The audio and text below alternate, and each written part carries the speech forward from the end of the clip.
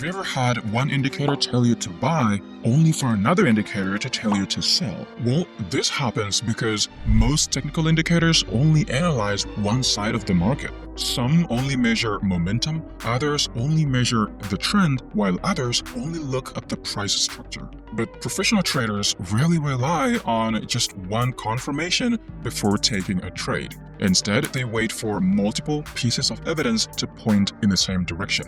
That is exactly what this indicator is built to solve. Instead of relying on a single signal, the Triple Confluence Navigator waits until three completely different types of market analysis agree before generating a signal. It combines momentum analysis, adaptive trend confirmation, and market structure into a single trading system designed to filter out many of the low-quality signals that often appear during choppy markets. Today, we're going to break down exactly how this indicator works, the best settings to use, and a simple trading strategy that you can apply on the 5-minute time frame of GBP/JPY. Let's get into it.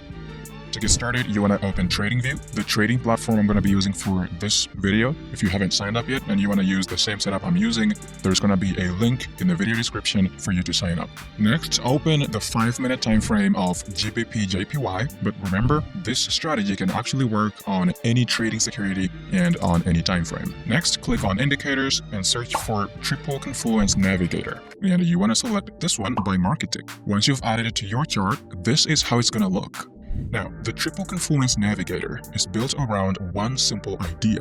Now, instead of entering trades whenever one indicator gives a signal, it waits until three independent market conditions agree with each other.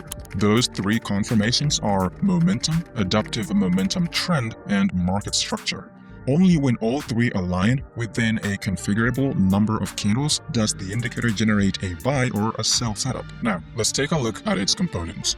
The first thing you'll notice are the buy and sell labels that appear directly on the chart. These labels don't just appear every single time one indicator changes direction. Instead, they only appear after all three confirmation systems agree with one another. That's why you'll generally notice fewer signals compared to many traditional indicators. The next thing you'll notice are these horizontal dashed lines. The middle dashed line represents the entry price, and then below or above that, you'll find this stop loss line, depending on whether it's a buy or a sell setup.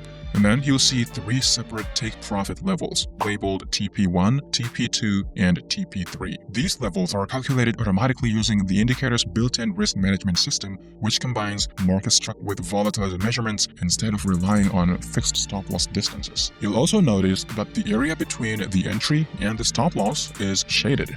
This represents your risk. The area extending toward your take profit levels represents your potential reward. Now, let's move over to the dashboard. This small table contains the three confirmations that make this indicator unique. The first section represents the momentum module. Internally, this uses moving averages applied directly to the RSI rather than directly to price. So instead of asking whether price itself is moving higher or lower, it's asking whether momentum is strengthening or weakening. The second section represents the adaptive momentum module. This is based on an adaptive RSI combined with a supertrend that's calculated on the oscillator itself rather than directly on price. That may sound complicated, but the idea is actually very simple.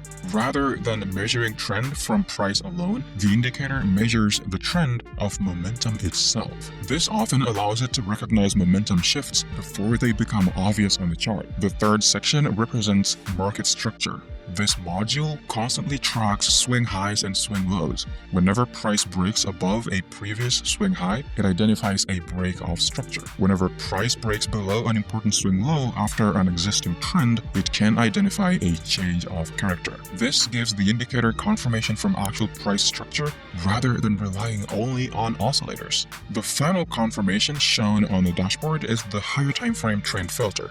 This checks whether the larger trend agrees with the current setup. Even though we're going to use our own trend confirmation later in this strategy, it's still useful to keep this dashboard visible because it gives additional context for the overall market direction.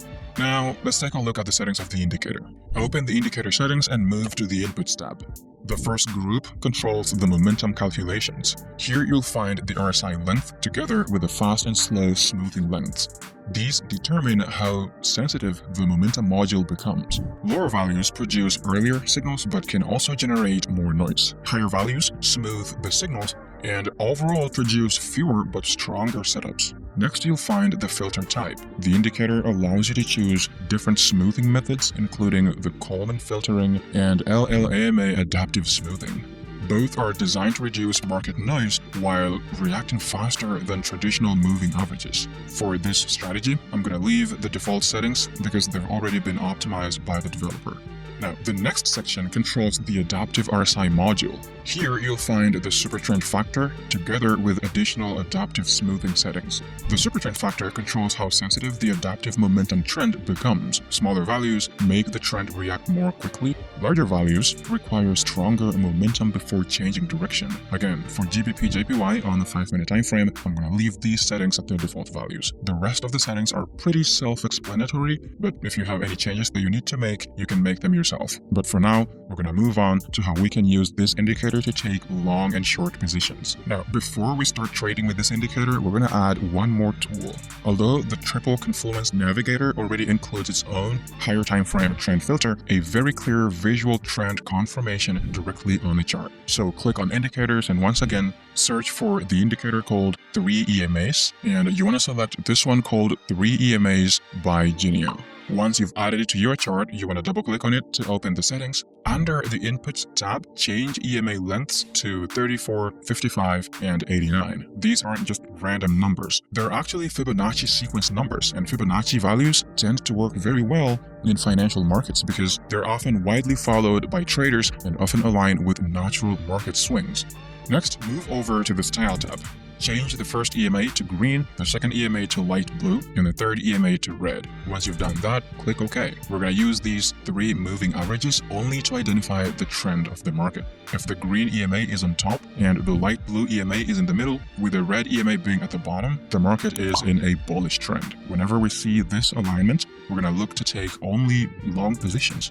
On the other hand, if the red EMA is on top, the light blue EMA remains in the middle, and the green EMA is at the bottom, the market is in a bearish trend, and we will take only short positions.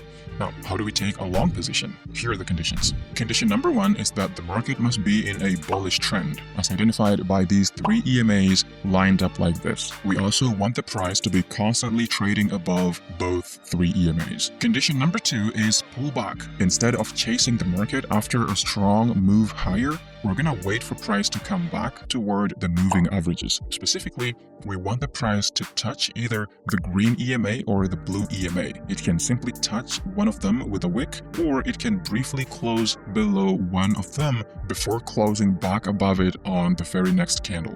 However, there is one important rule. During the entire pullback, price must never touch the red EMA, not even with a wick. If price touches the red EMA at any point during the pullback, the setup immediately becomes invalid because the retracement is now too deep, suggesting that the bullish trend may be weakening. In this example, you can see that the price pulls back into the green EMA before finding support and bouncing higher. Since it never reaches the red EMA, this is exactly the type of pullback we're looking for. Condition number 3 is the entry confirmation. Once the first candle touches either the green or the blue EMA, we're going to begin counting candles from that point. We now have a maximum of 10 candles for the Triple Confluence Navigator to print a buy signal. If the buy signal appears after the 10th candle, we're simply going to ignore the setup because too much time has passed since the pullback began. The momentum we're looking for has likely faded by then. In this example, the buy signal appears just 8 candles after the first candle touched the green EMA. So all 3 conditions are satisfied and the setup remains valid. At this point, we're going to take a long position. The stop loss is placed exactly at the red EMA since that's our invalidation level. If price reaches that moving average, the setup is no longer valid and we want to be out of the trade. The take profit is going to be set at 1.5 times the risk. Letting the trade run.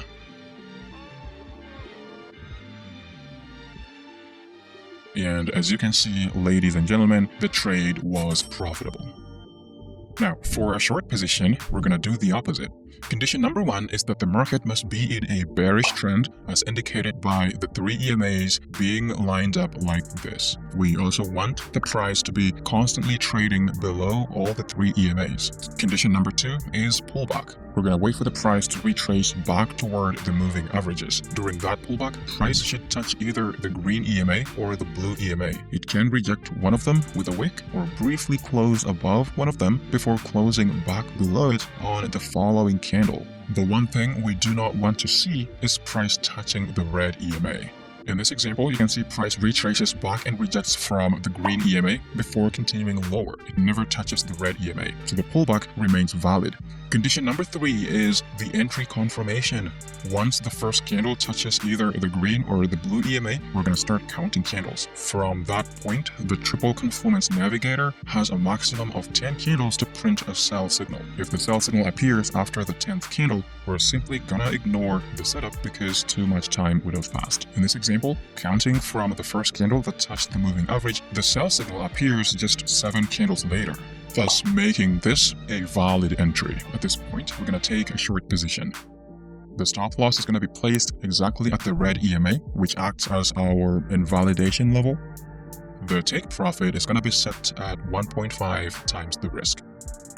Letting this trade run, and you can see the trade too was profitable.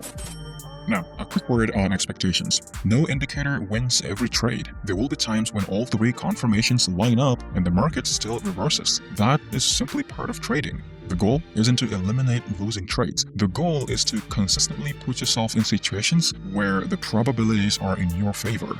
This is not financial advice. Everything shown in this video is for educational purposes only. Always build a complete trading plan around your own risk tolerance, use proper risk management, and never risk money you cannot afford to lose. If you found value in this video, remember to leave a like, or even better, consider subscribing so you don't miss future trading strategies and indicator breakdowns just like this one.